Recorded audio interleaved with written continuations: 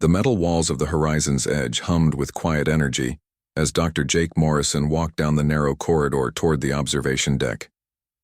3 months had passed since Earth sent its first diplomatic team to meet the Kepler coalition, and Jake still felt out of place among the politicians and military officers. He was just a veterinarian who had spent most of his life treating sick animals on a small farm in Ohio. Now he found himself millions of miles from home, floating through space toward an alien space station. Jake pressed his face against the thick glass window and stared at Nexus Prime. The massive station looked like a crystal flower blooming in the darkness of space. 12 different alien species had built it together, and each section showed their unique style. Some parts curved like flowing water, while others stood straight and sharp like teeth. Lights of every color danced across its surface. First time seeing it up close? Ambassador Lisa Carter stepped up beside him. She was a tall woman with gray hair who had spent 20 years dealing with difficult people on Earth. Now she had to deal with 12 different kinds of aliens. Yeah, Jake said. Hard to believe we're really here. Wait until you meet them face to face. Commander Rick Hayes joined them at the window.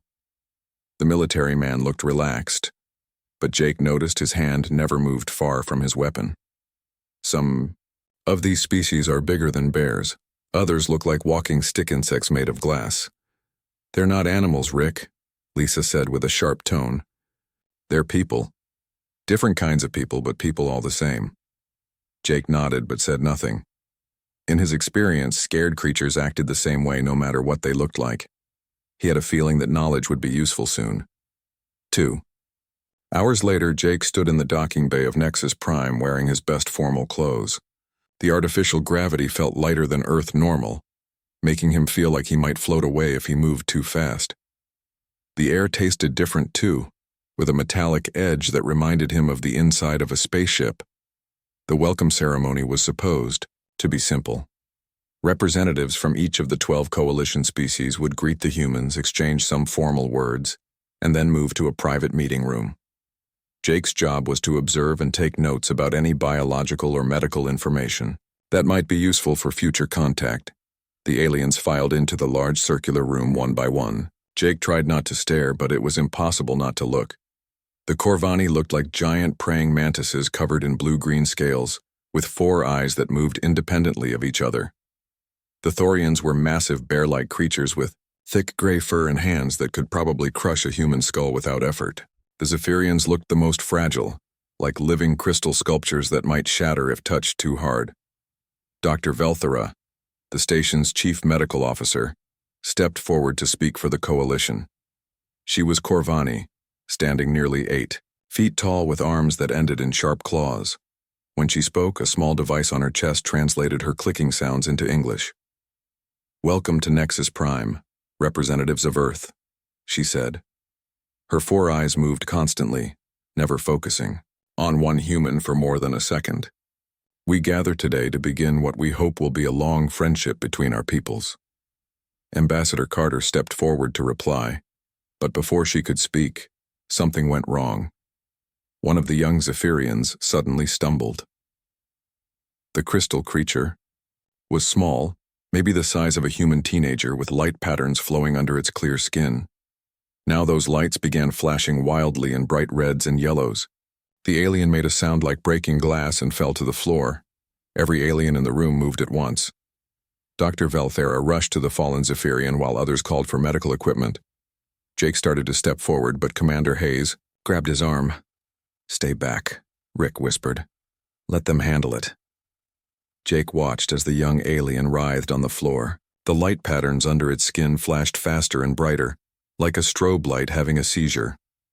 Other Zephyrians in the room began making high-pitched sounds that the translators couldn't interpret. "His name is Sil Andros, one of the adult," Zephyrian said in broken English. "He is young.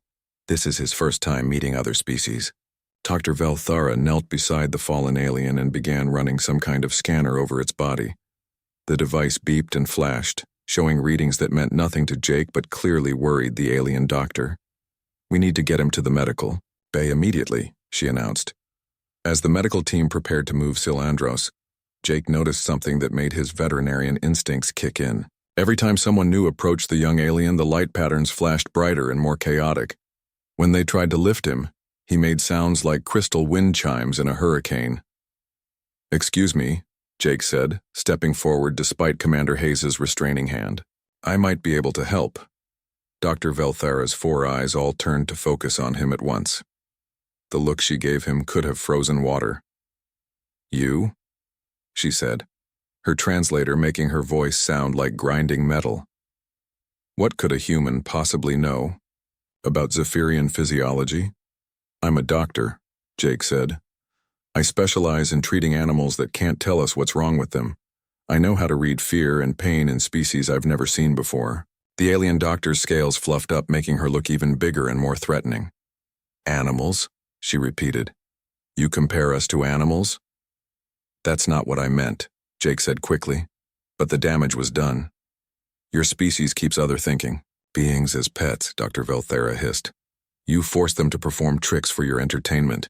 You have no understanding of how to treat sentient life with respect." Jake felt his face go red, but before he could argue, Ambassador Carter stepped between them. "Dr. Morrison is a qualified physician," she said in her most diplomatic voice. "His offer to assist comes from a desire to help. Nothing more." The answer is no.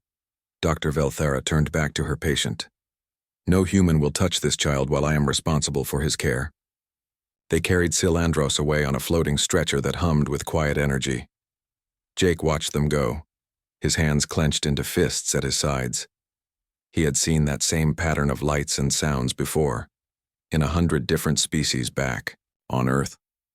The young alien wasn't sick, he was terrified, but nobody wanted to listen to the animal doctor. Jake paced back and forth in the small human quarters they had been given on Nexus Prime.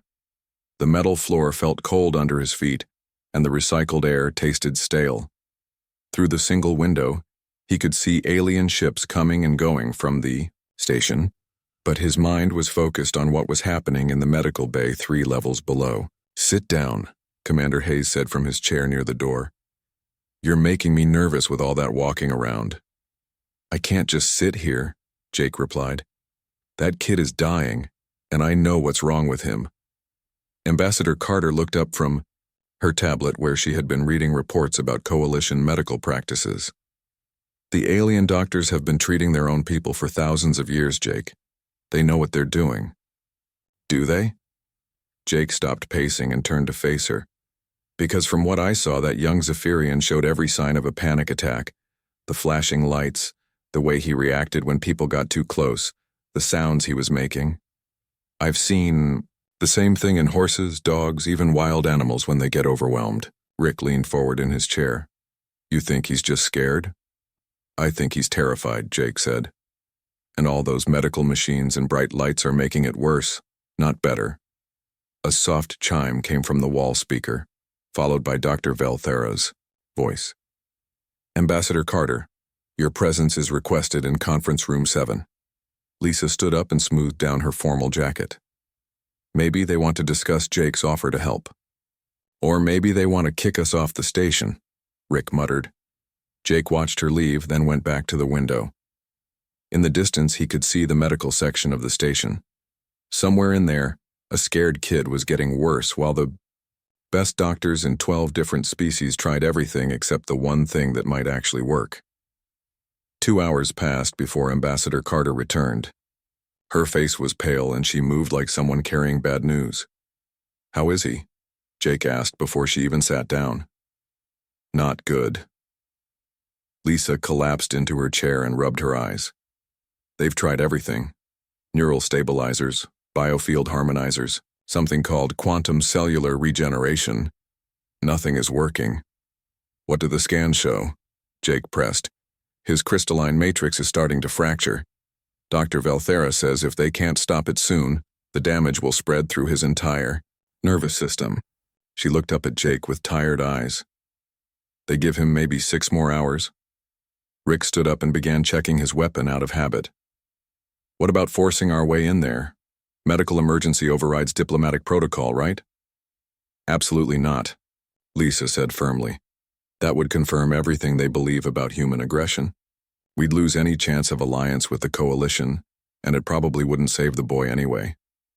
Jake felt like screaming. Instead, he sat down and forced himself to think. What exactly did Dr. Valthera say about human involvement? She was very clear.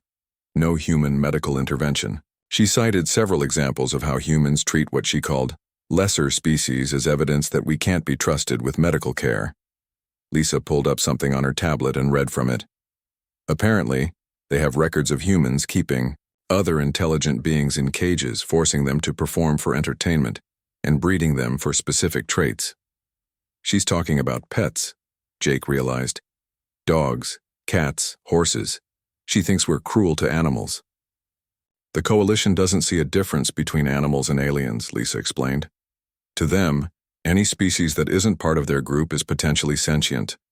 They see our relationship with Earth animals as slavery. Rick shook his head. That's insane. Dogs and cats aren't people. Try explaining that to beings who communicate with crystalline song patterns and electromagnetic fields, Lisa said. Their definition of intelligence is very different from ours. Another chime sounded. This time followed by a different voice. The translator identified the speaker as Velshari, one of the adult Zephyrians. We request permission to bring Sil Andros's parents from the homeworld, the voice said through the speaker. The medical team believes he would benefit from familiar presences during his final hours. Final hours. The words hit Jake like a punch to the stomach. Lisa activated the communication system. Of course. We'll do whatever we can to help. Thank you, came the reply. They will arrive in 4 standard hours. The room fell silent after the communication ended. Jake stared at the floor, his mind racing through everything he knew about fear responses in different species. The patterns were always the same, even if the physical expressions varied. I need to see him, he said finally.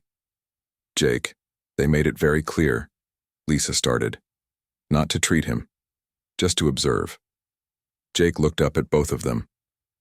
What if I asked permission to study his condition from a distance? For future human coalition medical cooperation? Rick raised an eyebrow. You think they'd go for that? Dr. Valthera is a doctor first, Jake said. If I frame it as a learning opportunity that might help prevent similar incidents in the future, she might allow it. Lisa considered this for a long moment. It's worth trying, but you have to promise me you won't do anything except observe. Any attempt to intervene and we lose everything.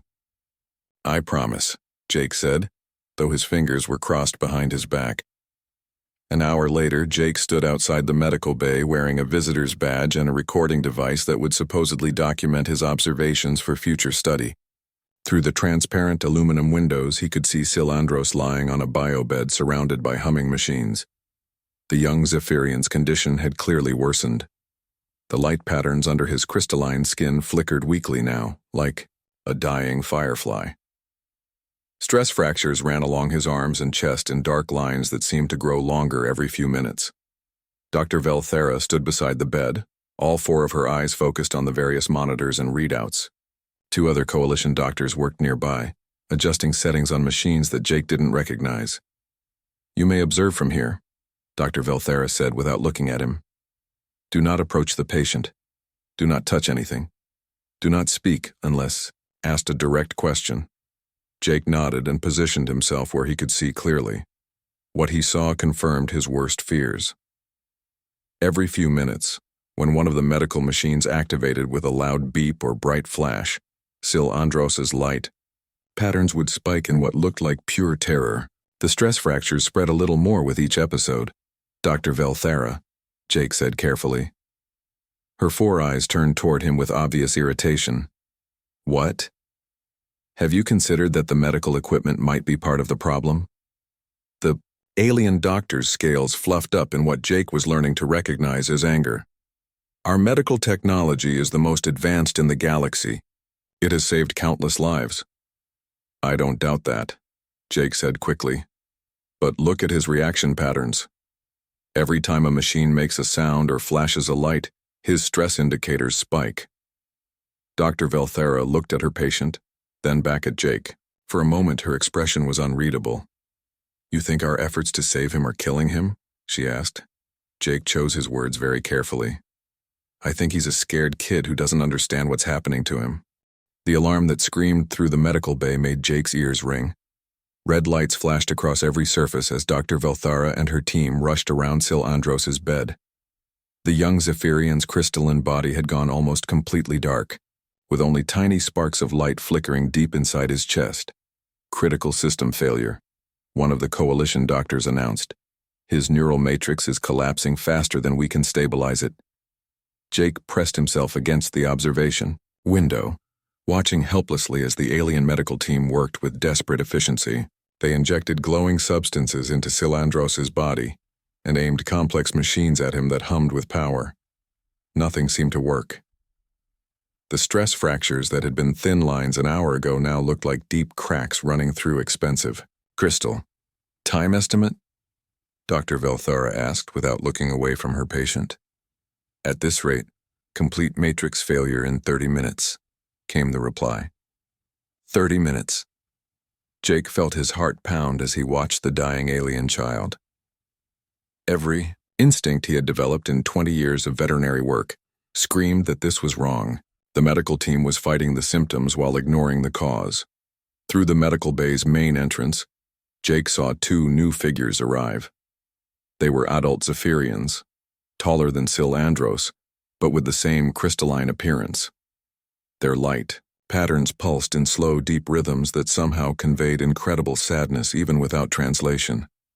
The parents, Dr. Velthara said quietly to her team. Make room for them.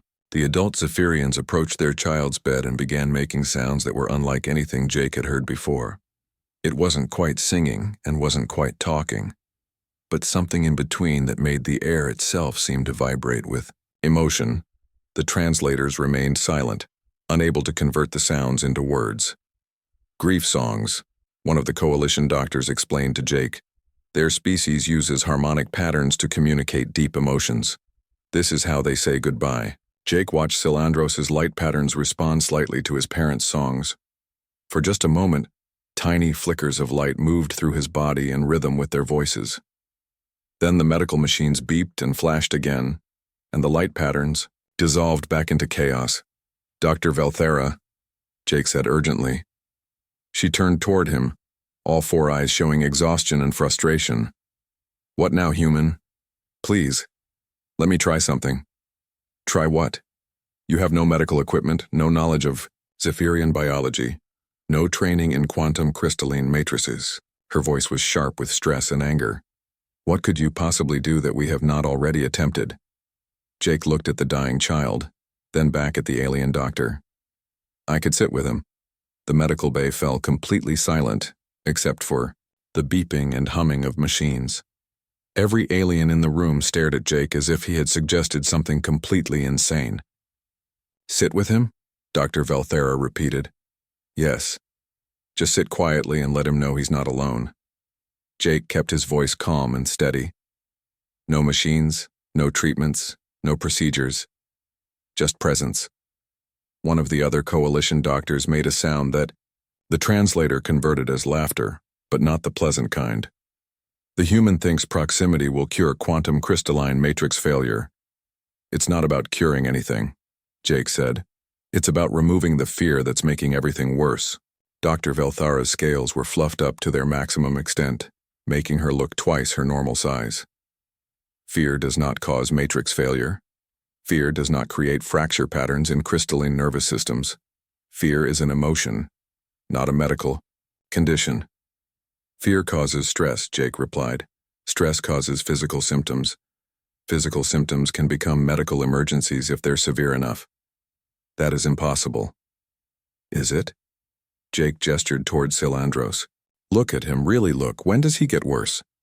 Dr. Velthara turned back to her patient. Jake waited, counting the seconds until the next medical alarm sounded. When it did, filling the room with noise and flashing lights, Sil Andros's body convulsed, and the fracture lines spread visibly deeper. Coincidence, Dr. Velthara said, but her voice lacked conviction. Watch, Jake said quietly. Another machine activated, this one with a high-pitched whine that made even Jake's teeth ache. Sil Andros's light patterns exploded into chaotic flashing, and several new fracture lines appeared along his neck. The adult Zephyrians made sounds of distress and moved closer to their child. As their grief songs grew louder, Sil Andros's light patterns began to stabilize slightly. But then a nurse moved between them and the bed to adjust a piece of equipment, breaking the connection, and the chaos returned. Dr. Velthara stared at her patient for a long moment. Jake could see her brilliant mind working through the patterns, fighting against everything she had been taught about medicine and treatment. "Even if you are correct," she said finally, "even if fear is somehow causing his condition to worsen, what you suggest is not medicine. It is not treatment. It is not scientific." "Sometimes the best medicine isn't scientific," Jake said. "Sometimes it's just being kind to someone who's scared." The alarm sounded again, louder and more urgent than before. Sil Andros's body went completely rigid as the stress fractures spread across his face. The adult Zephyrian's grief songs became desperate wails. 2 minutes to complete system failure, a coalition doctor announced. Dr. Velthara looked at Jake, then at her patient, then back at Jake. Her 4 eyes showed something Jake had never seen in them before: doubt. "If I allow this," she said slowly, "and he dies, his death will be on both our heads. If you don't allow it and he dies, his death will be on yours alone," Jake replied. The medical bay filled with the sound of failing equipment as Sil Andros's body began to shut down. The adult Zephyrian's songs became so loud that the walls themselves seemed to vibrate. Dr. Velthara made a decision that went against every instinct of her advanced medical training. "Clear the room," she ordered her staff. "All non-essential, personnel out. Reduce lighting to minimum levels. Shut down all non-critical monitoring equipment." Her team stared at her in shock. "Doctor, that goes against all protocols." "Do it now," she snapped. "And human," she turned to Jake. "You have 2 minutes to prove your theory before my patient dies, and I have you removed from this station in chains." Jake nodded and moved toward the medical bay entrance. His hands were shaking, but his voice was steady. "Thank you." "Do not thank me yet," Dr. Velthara replied. "Thank me if he lives." The medical bay felt different with most of the machines turned off.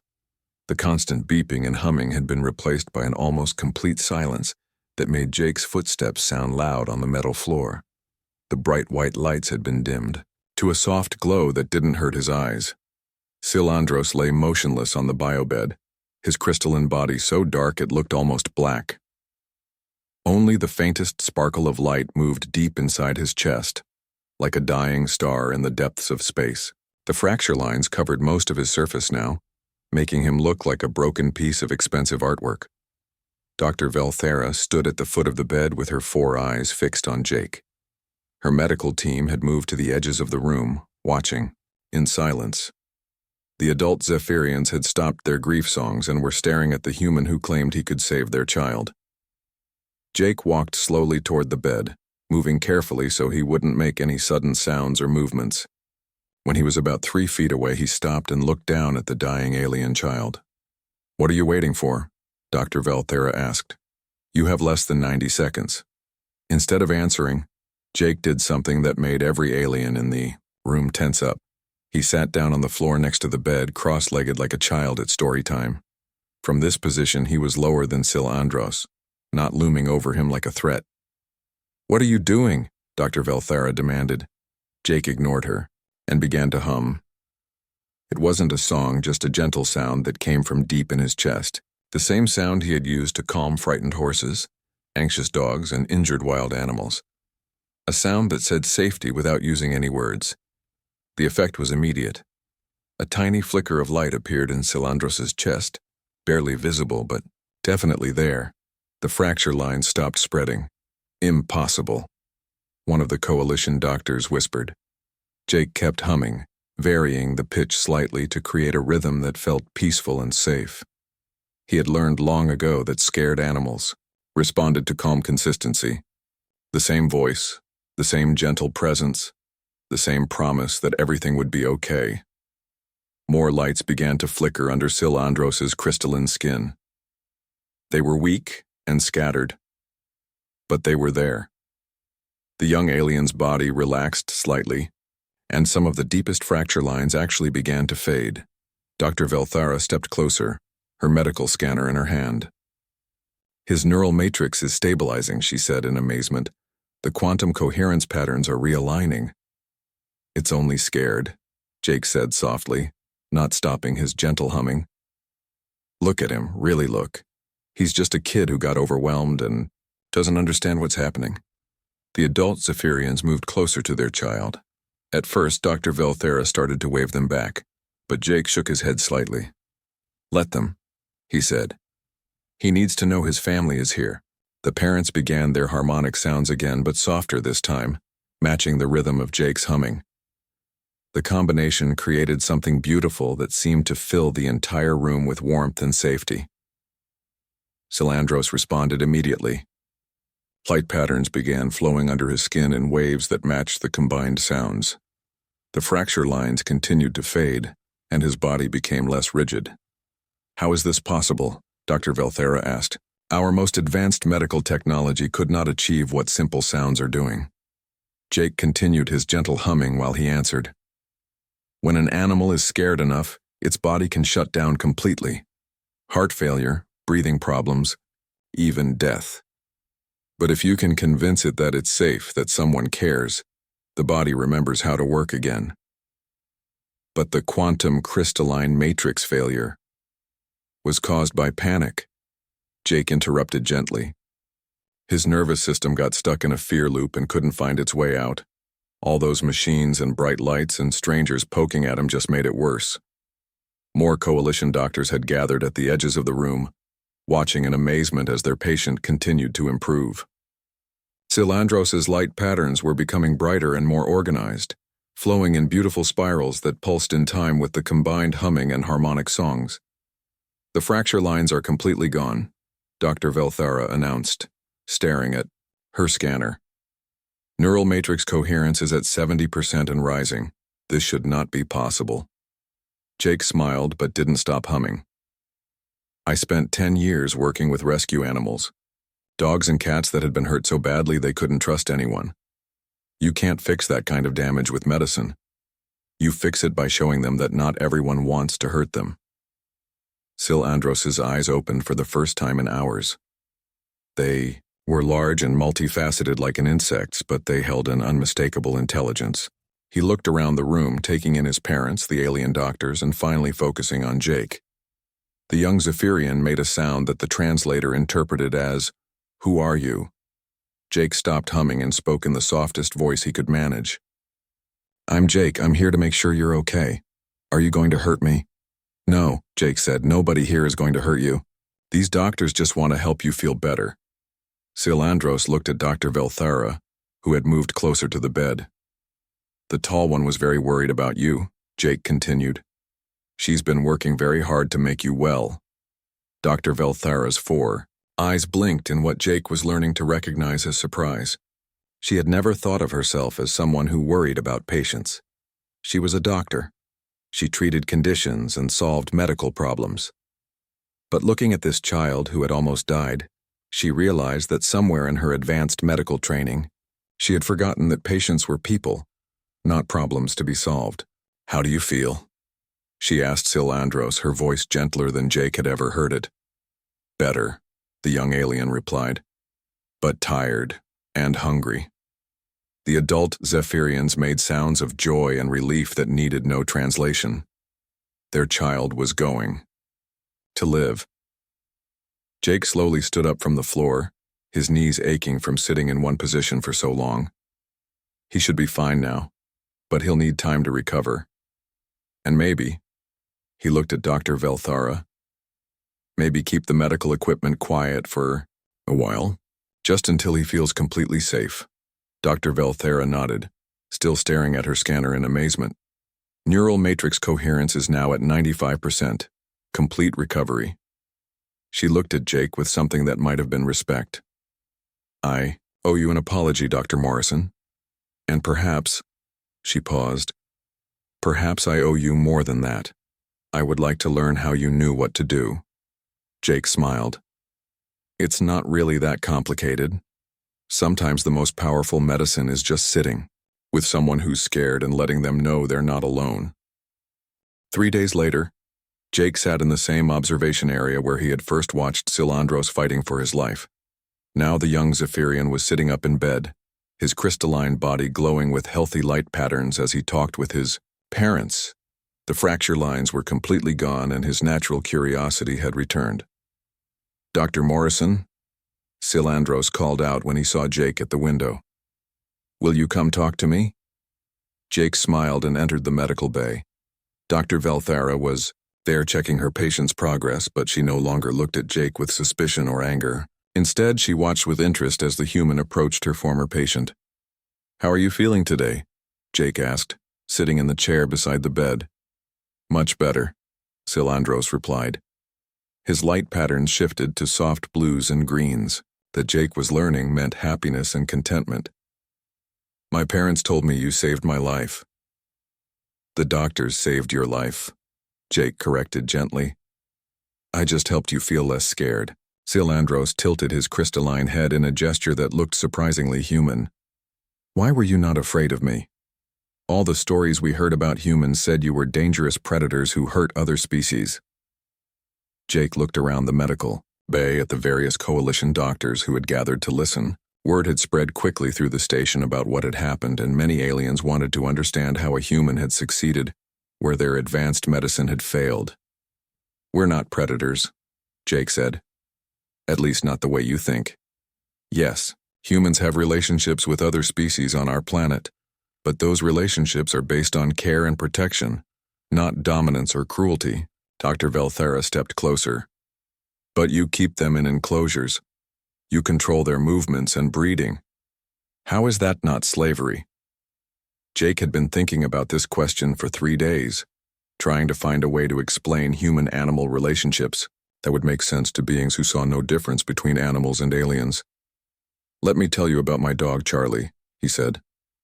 "I found him when he was just a puppy, abandoned and starving in a ditch. I could have left him there to die. Instead, I took him home, fed him, gave him medical care, and provided him with shelter and safety." "You captured him," one of the coalition doctors said. "I rescued him," Jake replied. "Charlie had a choice. My yard had no walls. My doors were not locked. He could have left any time he wanted. But he chose to stay because he understood that I would never hurt him, that I would always provide for his needs, and that I genuinely cared about his well-being." Silandros's light patterns shifted to curious yellows. "Did he love you?" "Yes," Jake said without hesitation. "And I loved him. When he got old and sick, I stayed with him at the end so he wouldn't be afraid. That's what we do for the animals we care about. We protect them, we heal them when they're hurt, and we make sure they never have to face danger or death alone." Dr. Velthara was quiet for a long moment, processing this information.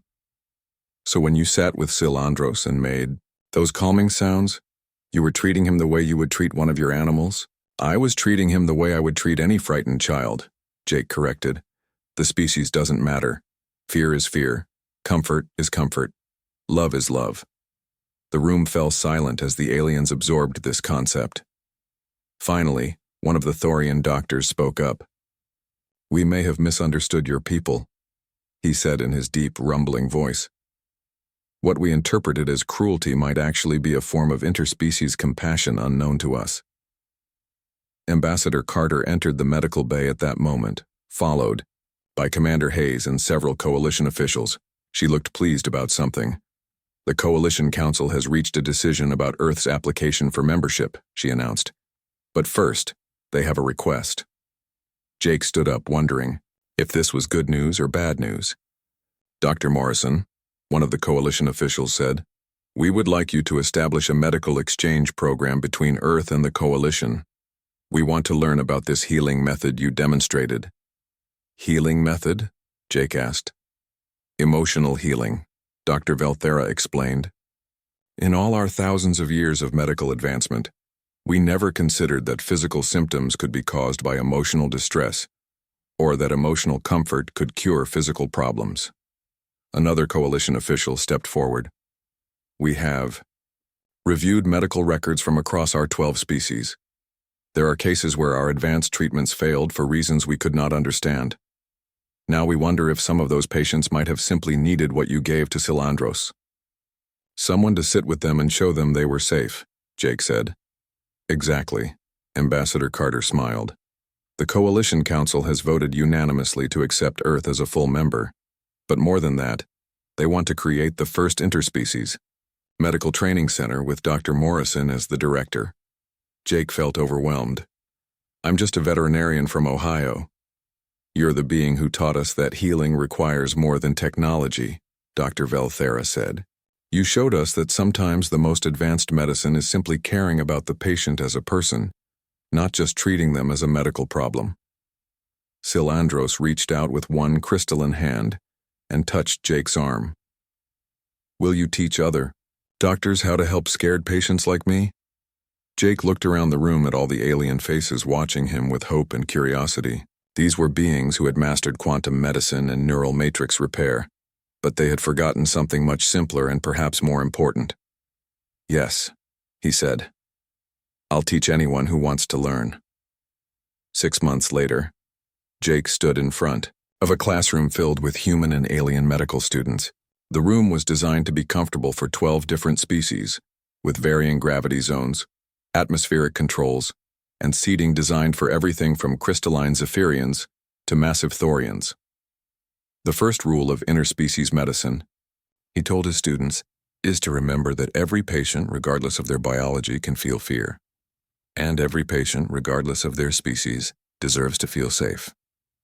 He gestured to a special section of the classroom where Silandros sat with several other young aliens who had volunteered to help with the training. Fear looks different in every species, Jake continued, but comfort looks the same.